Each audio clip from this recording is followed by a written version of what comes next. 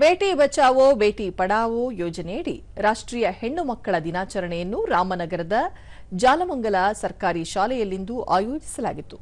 ಬೆಂಗಳೂರು ದಕ್ಷಿಣ ಜಿಲ್ಲೆ ಬಾಲ ನ್ಯಾಯ ಮಂಡಳಿಯ ಅಧ್ಯಕ್ಷರಾದ ಟಿಎಂ ನಿವೇದಿತಾ ಕಾರ್ಯಕ್ರಮ ಉದ್ಘಾಟಿಸಿದರು. ಈ ವೇಳೆ ಜಿಲ್ಲಾ ಕಾನೂನು ಸೇವೆಗಳ ಪ್ರಾಧಿಕಾರದ ಸದಸ್ಯ ಕಾರ್ಯದರ್ಶಿ ಪಿಆರ್ ಸವಿತಾ, ಜಿಲ್ಲಾ ಮಕ್ಕಳ ಕಲ್ಯಾಣ ಸಮಿತಿ ಅಧ್ಯಕ್ಷೆ ನಾಗರತ್ನಮ್ಮ, ವಕೀಲರ ಸಂಘದ ಅಧ್ಯಕ್ಷ ಕೆಂಪಯ್ಯ, ಮಹಿಳಾ ಮತ್ತು ಮಕ್ಕಳ ಅಭಿವೃದ್ಧಿ ಇಲಾಖೆ ಉಪನಿರ್ದೇಶಕ ದಿನೇಶ್ ಮತ್ತಿತರರು ಉಪಸ್ಥಿತರಿದ್ದರು.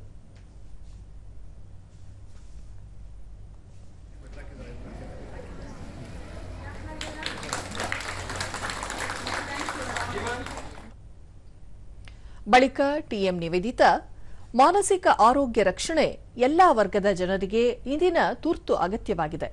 ಹೆಣ್ಣು ಮಕ್ಕಳು ಜಾಗೃತೆಯಿಂದ ಶಿಕ್ಷಣದ ಜೊತೆಗೆ ವೃತ್ತಿ ಬದುಕು ರೂಪಿಸಿಕೊಳ್ಳಬೇಕು. ಸಾಮಾಜಿಕ ಜಾಲತಾಣಗಳನ್ನು ಜ್ಞಾನ ಸಂಗ್ರಹಕ್ಕಾಗಿ ಮಾತ್ರ ಬಳಸುವಂತಾಗಬೇಕು ಎಂದರು. ಮಕ್ಕಳು ಚೆನ್ನಾಗಿ ತಿಂದು ಖುಷಿಯಾಗಿ ಶಾಲೆಗೆ ಬಂದು ಆಟ ಆಡಿ ಬೆಳೆಯಬೇಕು. ಆಗ ಮಾತ್ರ ನೀವು ಮುಂದೆ ಒಳ್ಳೆ ಒಂದು ಪ್ರಜೆ ಆಗಲಿಕ್ಕೆ ಸಾಧ್ಯ ಆಗ್ತದೆ. ಪಿಆರ್ ಸವಿತಾ, ಶಿಕ್ಷಿತ ಸಮಾಜದಲ್ಲೂ ಹೆಣ್ಣು ಭ್ರೂಣ ಹತ್ಯೆ ಪ್ರಕರಣಗಳು ವರದಿಯಾಗುತ್ತಿರುವುದು ಕಳವಳದ ಸಂಗತಿಯಾಗಿದೆ ಎಂದು ಹೇಳಿದರು. ಮಾಡಲೇಬೇಕು. ಹಾಗೆ ದಿನನಿತ್ಯ ನ್ಯೂಸ್ ಪೇಪರ್ ಓದುವಂತಹ ಒಂದು ಹ್ಯಾಬಿಟ್ ಅನ್ನ ನೀವು ಕಲ್ಟಿವೇಟ್ ಮಾಡ್ಕೊಳ್ಬೇಕು.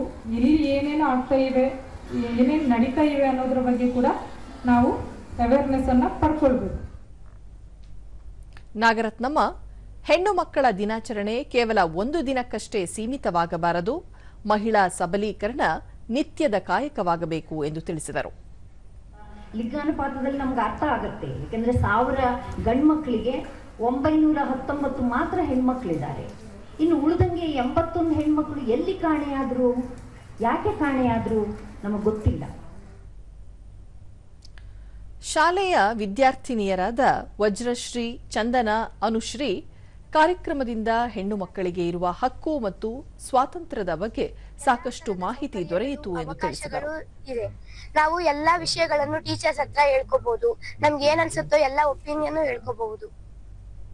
ರಾಷ್ಟ್ರದಲ್ಲಿ ಮುಂದೆ ಬರ್ಬೇಕು.